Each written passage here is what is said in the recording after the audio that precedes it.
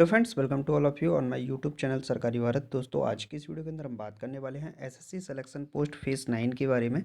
तो SSC selection post phase 9 जिसका exam चल रहा है, आज है 4 फरवरी 2022। थर्ड शिफ्ट का पेपर हुआ और जिसमें इंग्लिश, मैथ और जीके के किस टाइप के क्वेश्चंस पूछे जा रहे हैं, उन सभी क्वेश्चंस को हम इस वीडियो के अंदर डिस्कस करने वाले हैं।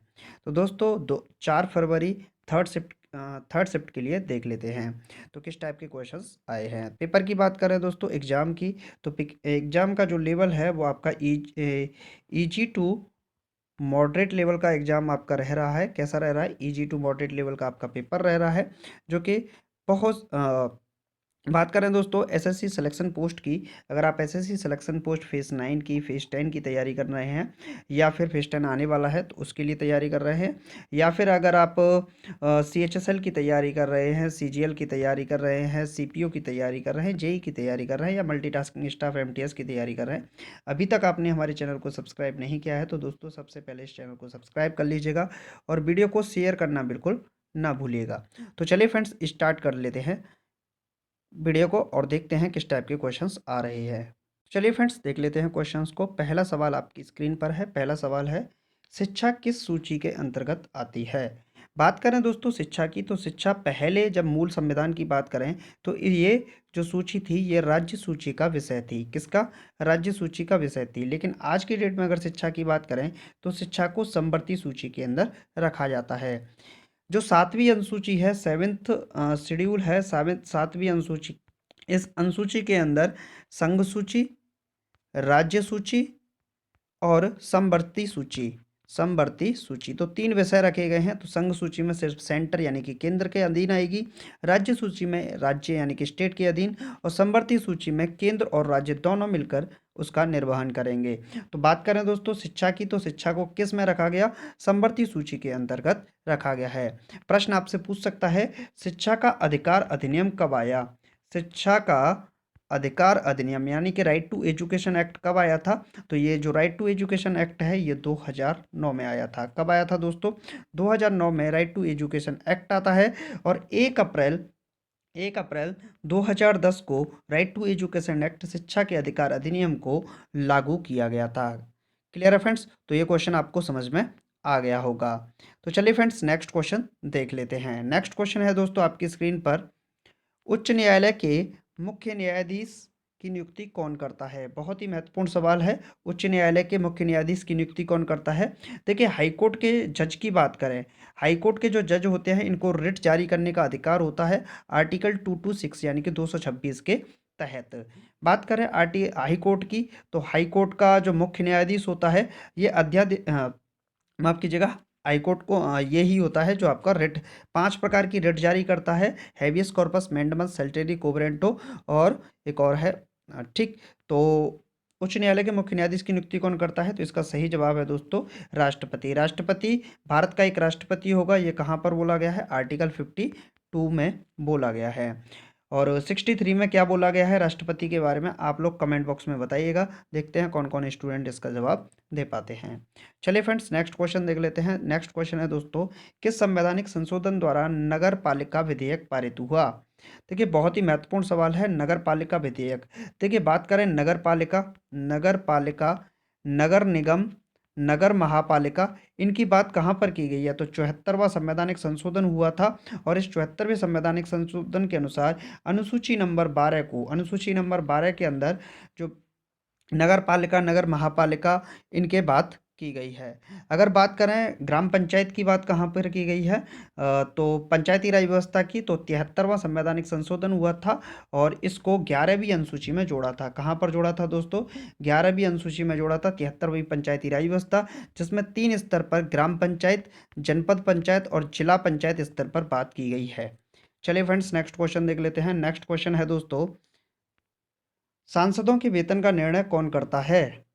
सांसदों के वेतन का निर्णय कौन करता है? तो इसका सही जवाब हो जाएगा दोस्तों संसद। संसद सांसदों के वेतन का निर्णय करती है। नेक्स्ट क्वेश्चन देख लेते हैं दोस्तों। नेक्स्ट क्वेश्चन है, नान बाई की भट्टी में डबल रोटी बनाते समय खमीर यीस्ट मिलाने का कारण क्या है? देखिए, जब डबल रोटी बनाई जाती है तो डबल रोटी में मिलाया जाता है यीस्ट। तो यीस्ट क्यों मिलाया जाता है? ताकि डबल रोटी कैसी हो जाए, नरम हो जाए और स्पंजी बन जाए। डबल रोटी कैसी बन जाए, नरम बन जाए और स्पंजी बन जाए, इस कारण मिलाई जाती है। चलिए फ्रेंड्स, नेक्स्ट क्वेश्चन देख लेते हैं। नेक्स्ट क्वेश्चन क्या है दोस्तों? तो लाफिंग गैस यानी कि लाफिंग गैस का रासायनिक नाम क्या है? ये क्वेश्चन आपसे पूछा गया है। तो देखिए, N2O, इसको बोलते हैं नाइट्रस ऑक्साइड। क्या बोलते हैं साथी? नाइट्रस ऑक्साइड बोलते हैं लाफिंग गैस को। और आप ऐसे बना लीजिए, ऐसे करके, और इसको कैसे बोल सकते हैं? N2O हंस रहा है, देखो। ठीक, तो नाइट्रस ऑक्साइड बोल सकते हो, लाफिंग गैस। क्लियर है फ्रेंड्स? चलिए नेक्स्ट क्वेश्चन देख लेते हैं। नेक्स्ट क्वेश्चन है दोस्तों, पीतल किसकी मिश्र धातु है? पीतल किसकी मिश्र धातु है? तो आप बोल सकते हो पिताजी, बोल सकते हो ना, पिताजी। पी से हो गया पीतल, ता से हो गया तामा, और जी से हो गया जस्ता। तो पिताजी में क्या हो गया? पी से पीतल, ता से तामा, और जी से जस्ता। तो पीतल किसकी मिश्र धातु है? जस्ता और तामा की मिश्र धातु है। चलिए फ्रेंड्स, नेक्स्ट क्वेश्चन देख लेते हैं। नेक्स्ट क्वेश्चन क्या है दोस्तों? नेक्स्ट क्वेश्चन है, गति प्रेरक पेस मेकर किससे संबंधित है? गति प्रेरक यानी कि पेस मेकर किससे संबंधित है? तो ये संबंधित है हृदय से। किससे संबंधित है दोस्तों? हृदय से संबंधित है गति प्रेरक यानी कि पेस मेकर। नेक्स्ट क्वेश्चन देख लेते हैं फ्रेंड्स। नेक्स्ट क्वेश्चन है, पृथ्वी के निकट कौन सा ग्रह कक्षा में रहता है? बहुत ही महत्वपूर्ण सवाल पूछा गया है, पृथ्वी के निकट कौन सा ग्रह कक्षा में रहता है? तो इसका सही जवाब है दोस्तों, शुक्र ग्रह। कौन सा ग्रह है? शुक्र ग्रह। इसको पृथ्वी की भगिनी क्या कहते हैं? पृथ्वी की भगिनी या पृथ्वी की बहन भी कहा जाता है। पृथ्वी की बहन या पृथ्वी की भगिनी किसको कहा जाता है? शुक्र ग्रह को कहा जाता है। तो ये भी क्वेश्चन आपसे पूछ सकता है। चलिए नेक्स्ट क्वेश्चन देख लेते हैं। नेक्स्ट क्वेश्चन है दोस्तों, रक्त के थक्के जमने का कारण क्या है? रक्त का थक्का या रक्त के थक्के जो क्लोटिंग होती है, उसके जमने का कारण क्या होता है? तो इसका कारण होता है थ्रोम्बिन। क्या होता है दोस्तों? रक्त के थक्के जमने का कारण होता है थ्रोम्बिन। चलिए फ्रेंड्स, नेक्स्ट क्वेश्चन देख लेते हैं। नेक्स्ट क्वेश्चन है दोस्तों, DHL को PTX लिखा जाएगा तो BFJ को क्या लिखा जाएगा? देखिए, ऐसा क्वेश्चन जब भी आ जाए आप नंबरिंग कर दीजिए। डी का मतलब होता है 4, एच का मतलब होता है 8, और एल का मतलब होता है 12। तो देखिए, 4, 8, 12 इस तरीके से चल रहा है ना। अब यहाँ पी का मतलब होता है 16, टी का मतलब होता है 20, और एक्स का मतलब होता है 24। तो क्लियर है? 4 से देखिए, 4, 8, 12, फिर 16, 20, 24 ऐसे ही तो चल रहा है, एक नंबरिंग बन रही है। तो 4 4 जोड़ते जाइए। बी में होता है 4, एफ होता है कितना? एफ होता है आपका 6 पे, और जे कितने पर होता है? 10 पर। बी होता है 2 पर। तो 2, 6, 10, इसके बाद क्या आएगा आपका? इसके बाद जो नंबर आएंगे वो 14 आएगा, इसके बाद कितना आएगा? 18 आएगा, और इसके बाद कितना आएगा? 22 आएगा। तो 14 पे कौन सा नंबर हो जाएगा आपका? एन हो जाएगा। 18 पे कौन सा नंबर हो जाएगा? आर हो जाएगा। और 22 पे कौन सा नंबर हो जाएगा? वी हो जाएगा। तो आपका जो सही जवाब हो जाएगा दोस्तों इस सवाल का, वो हो जाएगा NRB। क्या हो जाएगा दोस्तों? NRB इस सवाल का सही जवाब हो जाएगा। चलिए फ्रेंड्स, नेक्स्ट क्वेश्चन देख लेते हैं। तो दोस्तों नेक्स्ट क्वेश्चन अपना है, क्वेश्चन है, एक वृत्त की परिधि, एक वृत्त की परिधि 88 सेंटीमीटर है, तो बताओ वृत्त का क्षेत्रफल कितना होगा? मान लीजिए कि ये कोई वृत्त है, ठीक, और वृत्त की परिधि जो होती है वो कितनी होती है? ये होती है 2πr के बराबर। ये कितनी दे रखी है? 88। तो इसकी वैल्यू रखेंगे 2 इंटू पाई की वैल्यू 22/7 इंटू आर, बराबर कितना हो जाएगा? 88। 22 दूनी 44, 44 दूनी 88, क्रॉस मल्टीप्लिकेशन करेंगे तो आर बराबर आएगा 7 दूनी 14 सेंटीमीटर। तो आपकी रेडियस निकल आई सर्किल की, जो सर्किल है उसकी रेडियस कितनी निकल आई? आर बराबर 14 सेंटीमीटर। क्लियर है? क्षेत्रफल पूछा है, एरिया, तो कितना हो जाएगा? पाई आर स्क्वायर।